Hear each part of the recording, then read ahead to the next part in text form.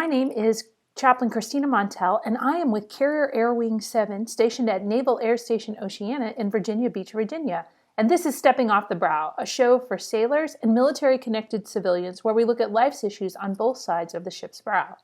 So whether you are stepping off the brow to come to work, stepping off the brow to come home, or you're waiting for someone to step off the brow to come home to you, this show is for you. More importantly, during this time of COVID-19 and all things Navy life, we wanted to introduce you to people and their stories that can give you strength for today and a bright hope for tomorrow.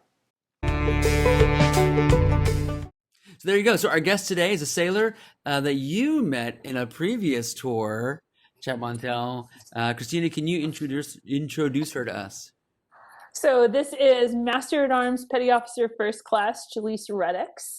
She and I served together at Naval Support Activity Bahrain.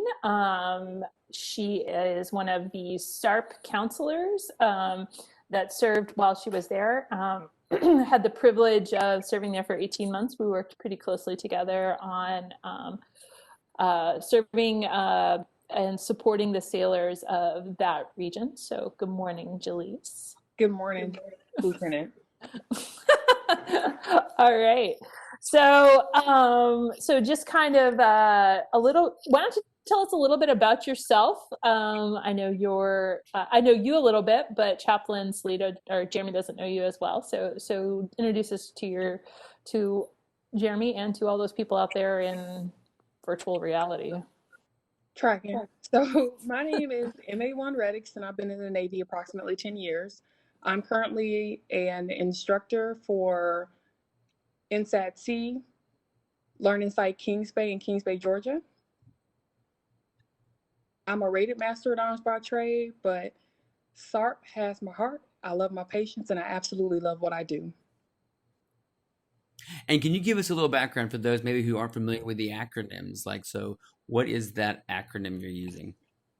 So SARP is the Substance Abuse Rehabilitation Program. I'm actually a substance abuse rehabilitation counselor. So I work with people who have addiction problems. Great. And can you tell us how long you've been doing that? I've been a SARP counselor for approximately 4 years. Okay. And then, so that's great professionally. Would you care to share a little bit about yourself, personal side, because you weren't always a Master at Arms or a SARP counselor? I'm from Pascagoula, Mississippi. A little country. I love hunting and fishing, and LSU, go Tigers. Awesome. Okay. So along those lines of the fact that you work with sailors who are in the recovery process, is that kind of the idea? Okay. Can you tell us just some things that in your 4 years of working with sailors, and is it primarily sailors, or do you work with other branches as well? Primarily, I work with sailors and Marines, but I also see other branches of service as well as civilians as well. Okay. So in your expertise of working with primarily military sailors and Marines, but also civilian side, what are some things that bring hope to the sailors that you work with? A lot of things that bring hope to the sailors that I work with now are the feeling that they don't suffer from terminal individuality. Like, I'm not the only person going through this one said feeling or this one said thing. Just being able to sometimes bond in the midst of a hard time is very, it instills a lot of hope in a lot of people. All right, great. And so you work with, I'm sure you see a lot of different levels of addiction and everything else like that. What is one or a few things that help you stay grounded in the line of work that you do? Because it can be challenging. And so the idea of, strength for today, hope for tomorrow, where do you stay grounded in the work that you do? Self-care. They preach to us a lot about self-care in school and at the Surface Warfare Medical Institute, which is where all SARP counselors go to school. And being out in the fleet, I've noticed that self-care has been the number one thing to keep me grounded and keep me completely able to function and do my job to the best of my ability. I can't pour from an empty cup. I know we hear that a lot, we say it a lot, but sometimes people tend to get caught up in trying to be there for everyone else and save everyone else, and taking that pause to realize, hey, I don't have to set myself on fire to keep other people warm, has been So, very helpful. yeah. What does self-care look like for you? Because it's a very broad topic. For me, self-care looks like actually going for a run. I know some people are like, I'm not running unless someone's chasing me. Sometimes I pretend if I have to. Being able to go to the gym is self-care. Being able to take that pause and have a word with my mom or my dad. Waking up, and if people are spiritual, actually praying in the morning, it's a really good start for my day. And resetting and restarting as many times as I absolutely need to. Because sometimes it's like, did you really have a bad day, or did you have a bad 5 minutes that you milked all day long? Which was it? That's good. Yeah. So it sounds like for you, self-care looks like physical, emotional, and spiritual. Absolutely. Okay. Um, so this is kind of a one-off, but can you tell us the most boring fact about yourself? The most boring fact about myself is I like to sleep on the porch. Sometimes I've been practicing meditating and I try, and sometimes I just go to sleep. I have to set an alarm anytime I try to meditate now because I'll take a nap that turns into a sleep. So is that kind of like I try to pray, but then I just fall asleep while praying? I mean, I'm sure Christina's never had that problem before. She's very spiritual. Mm. Well, I'll say this one time, like I went to a Quaker Circle meeting when I was in seminary, and they were like, okay, so we just sit in a circle, and whatever the light tells you, and I had been up late the night before, I fell asleep. And it was the best nap I'd ever had. And I felt really guilty afterward. And so people were sharing afterward, like, what did the light say to you? And I go, well, the light let me take a nap. And there was this, they were all like, well, the spirit was leading you to rest in God. And I'm like, yes.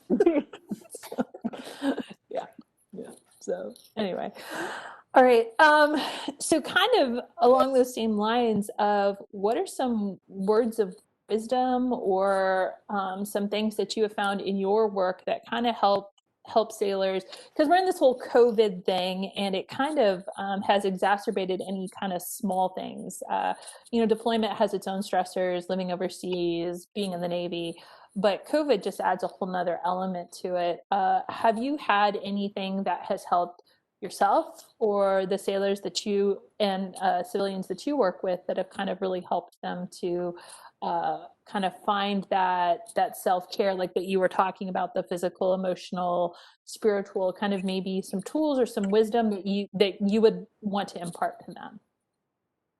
I would say it's 2020 and apps are your friend. There's an app for everything, and I did not realize how in depth these apps went until I started doing a little research. So if you're okay with that, I should talk about one of them. Yeah, sure. That would be great. So one for the physical is the Couch to 5K. Again, Couch to 5K. It should take you from get off your couch, and so eventually over a few weeks you should be able to actually be able to successfully run a 5K. I found that very helpful. I also looked at my Navy HR to start practicing on those planks.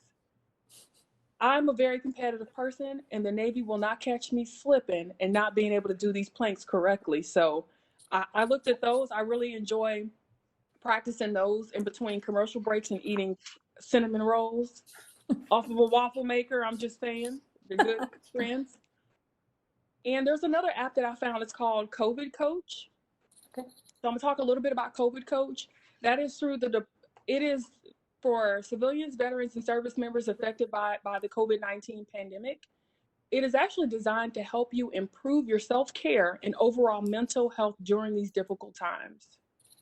It's promoted by the VA as well as other platforms. And the application actually provides you with education with coping tools during the pandemic, tools for self-care, tools for improving your emotional well-being. So it doesn't just help you identify a problem, it helps you address them as well.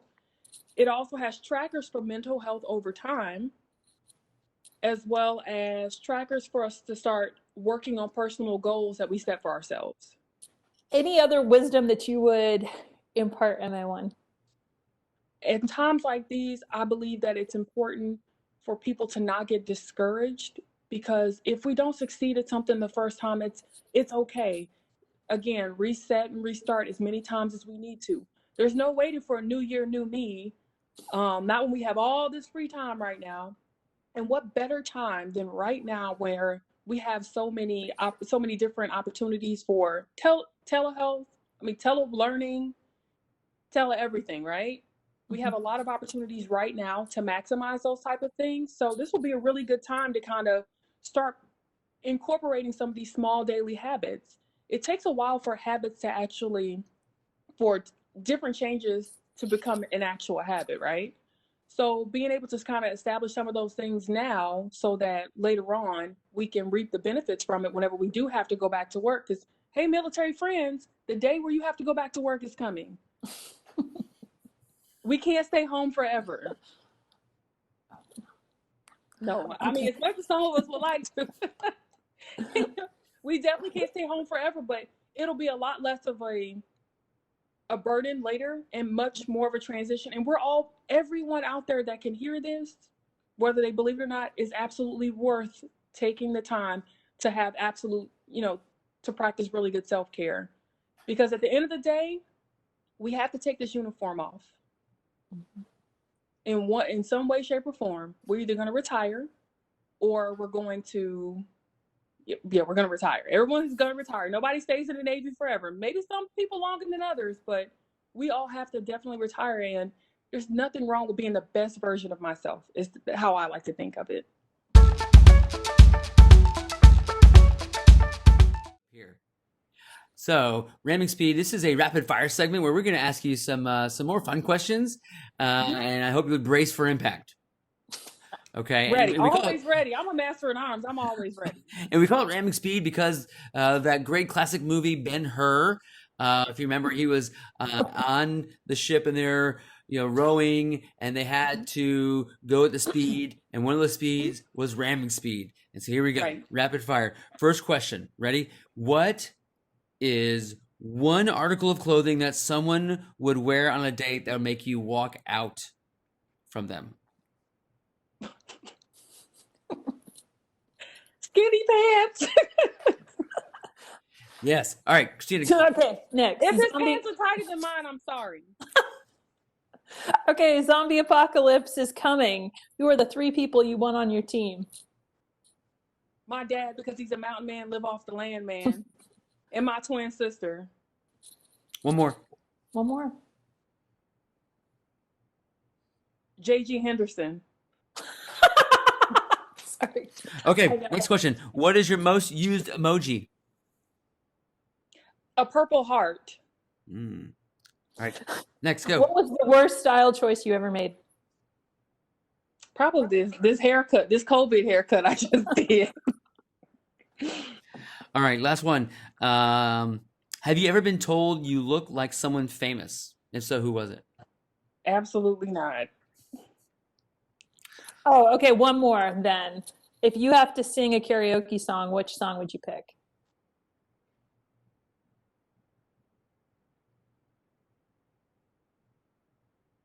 Country Girl, Shake It For Me. Gonna give us a little rendition? Luke Bryan. Gonna give us a little rendition?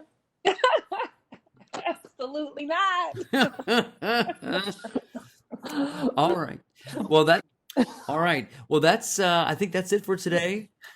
MA1, thank you for joining us. Again, the purpose of sharing you and your story with this audience is to help someone who's listening to find strength for today and bright hope for tomorrow. Our theme music is the song Josie O by Jamie Stone. Ramming Speed music is the song Music to Clean Your House To by Jennifer Levitt. The views and opinions expressed are those of the hosts or guests and not the United States Navy. You can subscribe to Stepping Off the Brow wherever you find your favorite podcast. And of course, please feel free to share this with your shipmates, friends, or family. See you next week.